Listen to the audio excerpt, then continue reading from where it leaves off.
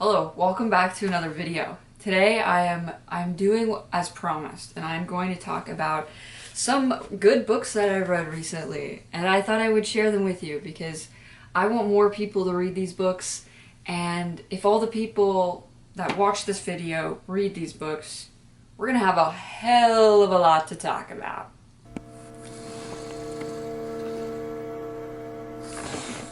So I thought I would just dive into it. These are 1, 2, 3, 4, 5. These are 5 books that I've read recently that I think are amazing. I thought I would start with the book that I'm currently reading because I'm about halfway through A Tale for the Time Being by Ruth Ozeki, and I'm gonna recommend it. I would not recommend it lightly. This book has made me sad. It's a bit heavy, if you ask me. It's digestibly heavy, but it's heavy nonetheless. So basically, A Tale for the Time Being jumps between 2 perspectives. Number 1 is this Japanese schoolgirl. Her name is Nao. She's basically writing this diary for a random person to happen upon, and it's the story of her life through her diary and the life of the woman Ruth, who ends up finding it. And the way that they twine together, the connections that are made, especially on Ruth's part, are so mundane and small, but they feel so significant in the scheme of the story. I guess to give you an example, there's these random places in Japan mentioned in Nao's diary in which all of a sudden they're starting to see how the natural world and random species around them actually come from the places she's mentioning. And it sort of feels like this morphing of their lives as Ruth tries to understand and digest Nao's life and her diary, as well as trying to feel close, and she feels like a connection with Nao, and I think all the ways in which the natural world is reminding her of the connection that she has to this random girl, and just sort of how their lives interconnect just through sharing in this diary. There's some heavy topics, there's some bullying, and I forgot to mention that from the beginning you know that Nao is wanting to end her life. And that is the purpose of this diary. It's to document the story of her grandmother's life. Her name is Jiko, who's a Buddhist nun. And she wants to recount sort of her life, her own life, and it meshes into the story where there's talk about the obvious, also bullying and just sort of and the tsunami that happened in Japan. All of these tragedies sort of bleed into these pages, but I think it's really beautiful, and I honestly think that this book might now be my #1 favorite book of all time, and I don't say that lightly. Next, put it at the bottom of the stack as we go through. Next, I talked about this book on my channel before. It's The Poppy War.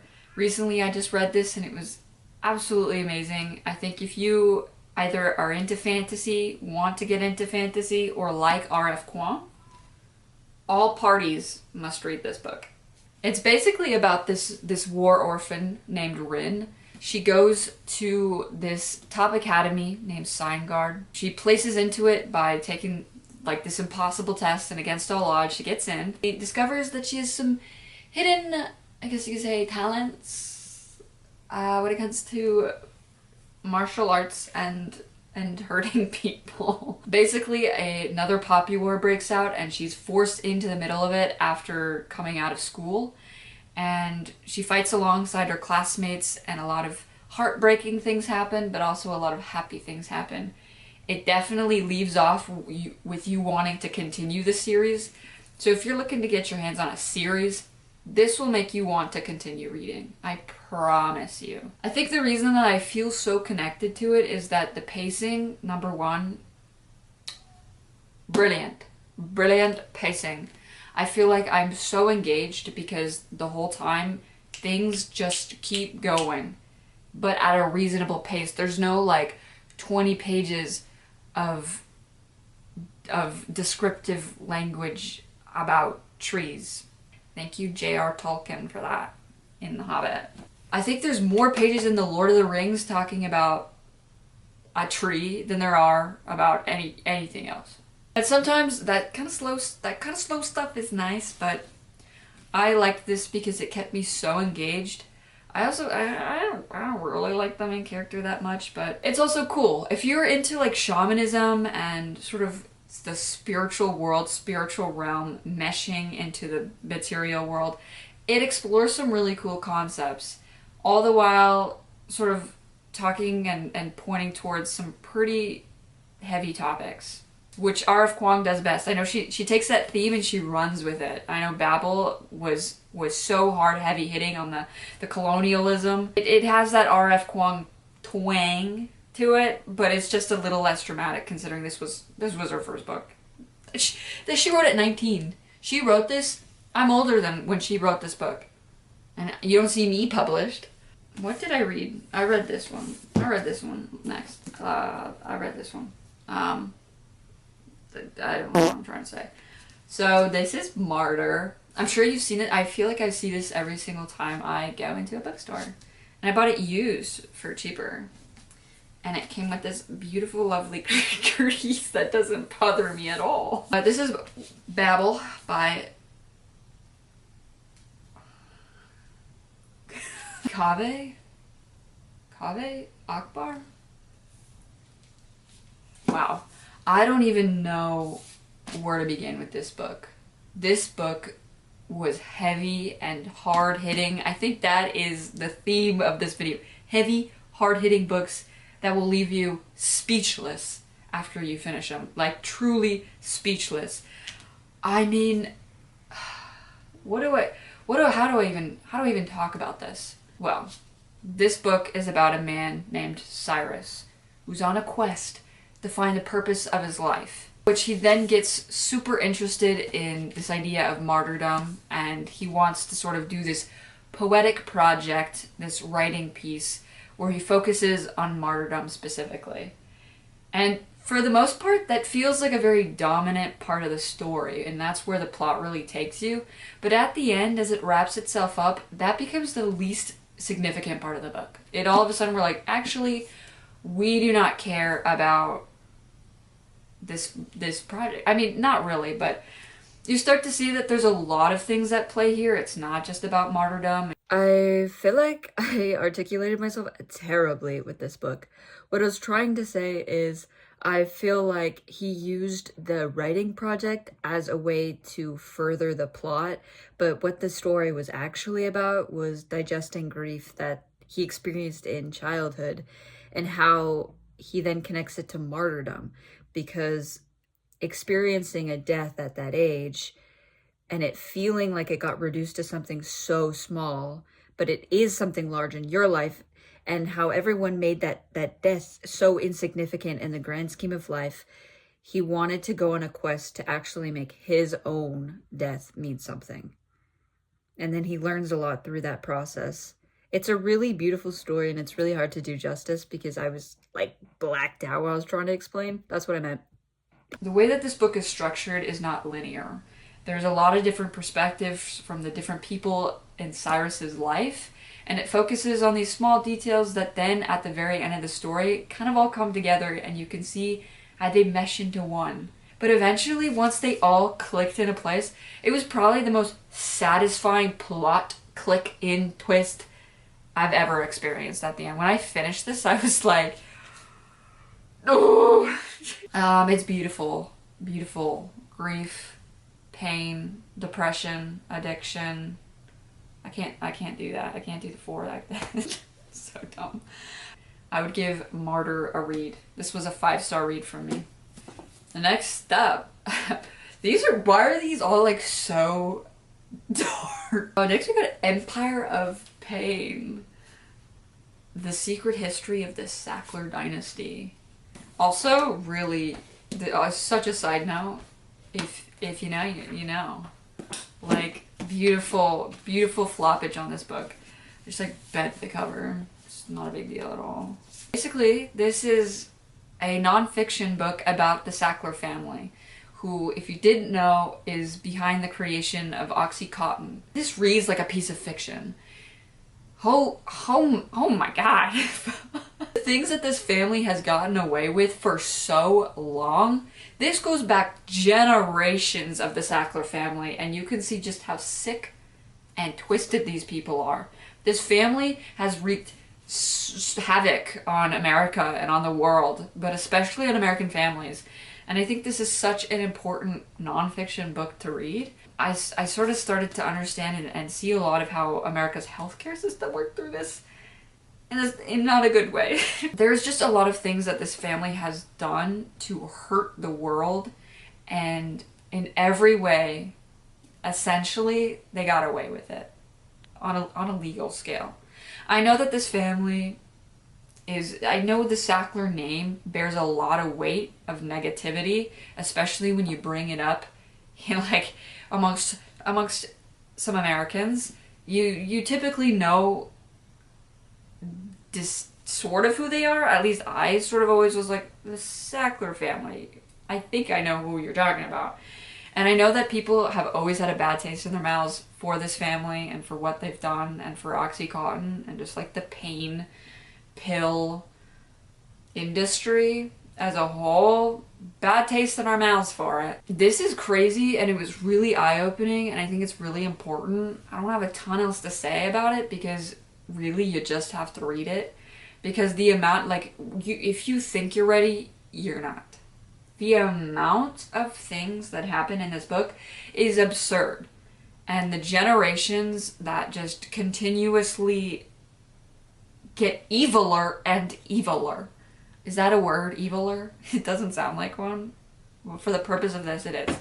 So that is Empire of Pain. Another 5-star read.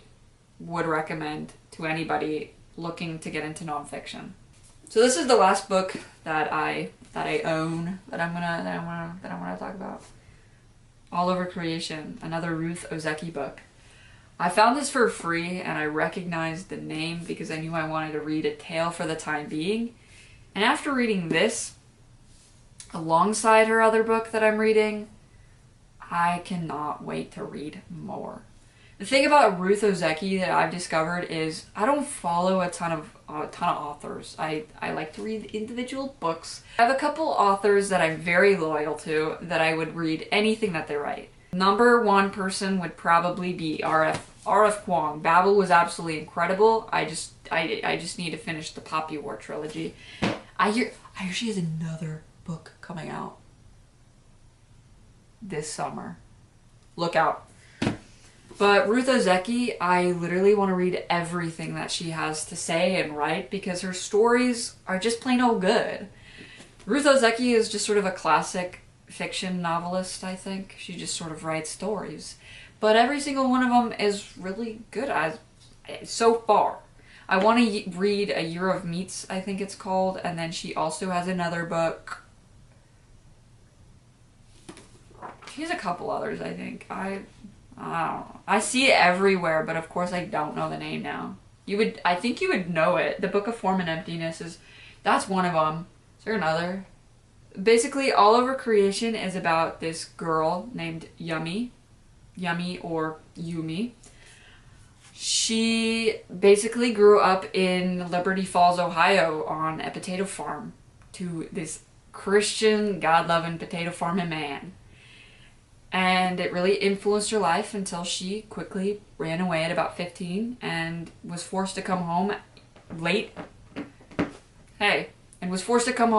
into her adulthood to care for her father, who was not doing so well, basically. And it's basically about confronting your parents and also doing so in the midst of death, which is heavy. Also a part of this whole story is this, I don't even know what to call them. There's these activists called the Seeds of Resistance who sort of travel around and educate people on GMOs and just sort of how farming has become so impersonal. It's essentially about the meshing of those worlds together. There's a lot of different dramas that go on throughout this book, a lot of plot points. I also think this is one that you just sort of have to read. It's so hard to summarize because it goes from here to here to here to here to here to here, but not in a way that's hard to follow, just in the sense that a lot goes on. and you sort of have to be there for the ride to understand it fully. But if you're interested at all in sort of agriculture, activism, sort of the harmfulness of big agriculture, and just sort of a story centered around that, I would definitely recommend this. I'm currently reading Braiding Sweetgrass, which is another thing that I would like to mention as something I would recommend. This plus Braiding Sweetgrass, I think it's pointing me in the direction of absolutely. My cat is like on the tripod, so sorry if it's shaking. These two books have really like made me want to read more about the world, about nature, and makes me want to go outside a lot. Braiding Sweetgrass has been motivating me to like be outside at all points of the day. I have some other books that I would talk about, but maybe I'm gonna make another video about it because I feel like these are a pretty big mouthful, and I hope I convinced at least one of you to read one of these books because they're all amazing. They really are all amazing, and I think they're really worthy of time and of people reading them and loving them. I know I did. I also have a plan to make a video about what I am going to read in the future. I have a lot of really good books that I'm super excited about. So, stay tuned for that, and stay tuned for more vlogs. Just let me know what you guys want to see. I love to film and edit, so it's two. Oh, I have to edit this video before work. Literally, God save my soul. Have a good day. I hope you enjoy the video. I hope you got something out of it. They laid something on my heart that I needed to share, and I hope you guys liked it. Okay, bye. Also, subscribe if you want.